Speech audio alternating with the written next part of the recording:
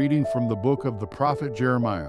Then the officials told the king, "This man should be put to death, because he is weakening the will of the fighting men and the people left in the city. In fact, he is not out to save the people, but to do harm." King Zedekiah said, "His life is in your hands, for the king has no power against you." So they took Jeremiah and pushed him into the cistern of Malchiah, the king's son, in the guard's court. They lowered him by means of ropes. There was no water in the cistern, but only mud, and Jeremiah sank into the mud. Ebed-Melech went and spoke to him, "My lord king, these men have acted wickedly in all they did to Jeremiah the prophet. They threw him into the cistern where he will die." So the king ordered Ebed-Melech the Ethiopian, "Take 3 men with you from here and draw Jeremiah the prophet out from the cistern before he dies." Responsorial Song. Lord, come to my aid. Lord, come to my aid. Surely I wait for the Lord, who bends down to me and hears my cry. Lord, come to my aid. Draws me up from the pit of destruction, out of the muddy clay, sets my feet upon rock, steadies my steps, Lord, come to my aid. and puts a new song in my mouth, a hymn to our God. Many shall look on in fear, and they shall trust in the Lord. Lord, come to my aid. Though I am afflicted and poor, my Lord keeps me in mind. You are my help and deliverer. My God, do not delay. Lord, come to my aid. A reading from the letter to the Hebrews. What a cloud of innumerable witnesses surround us. So let us be rid of every encumbrance, and especially of sin, to persevere in running the race marked out before us. Let us look to Jesus, the founder of our faith, who will bring it to completion. For the sake of the joy reserved for him, he endured the cross, scorning its shame, and then sat at the right of the throne of God. Think of Jesus, who suffered so many contradictions from evil people, and you will not be discouraged or grow weary. Have you already shed your blood in the struggle against sin?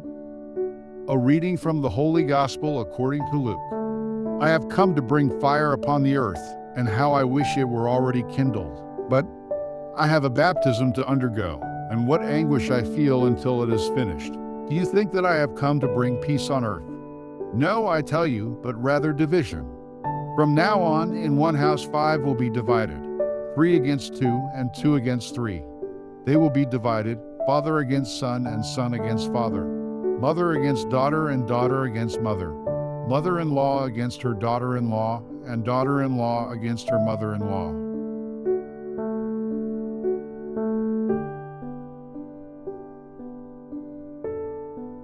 Reflection for the 20th Sunday in Ordinary Time. Have you already shed your blood in the struggle against sin? This is truly a paradoxical question concerning Christian living, for the apostle is implying for us that a noteworthy receiving of life comes with a willful giving of life. Holiness is much less a state for our spirits to simply hope for than a proactive and dutiful response to offer oneself in oblation for the building of God's kingdom.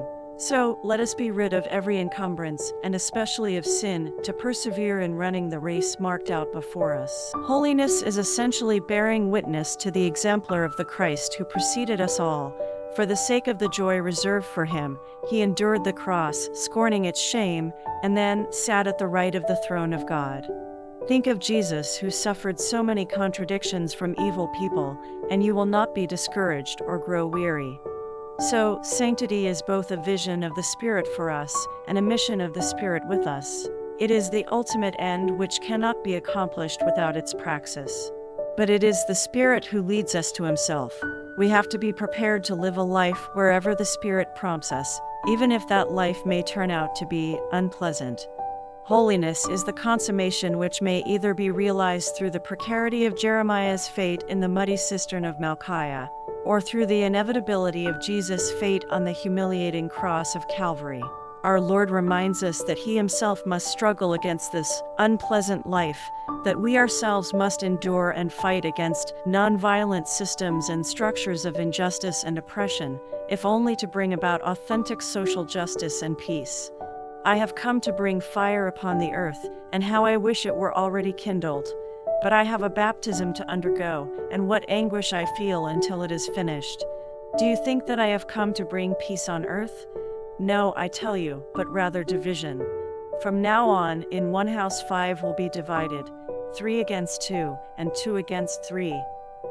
As Christians, we are constantly challenged by the faith we profess and to live lives modeled on the life of the Christ. Remember, we are always called to become Christ, to joyfully enter into an unpleasant life lived in humble obscurity, animated only by a dramatic calling to missionary activity, proclaiming the God who is in all and wishes to be for all.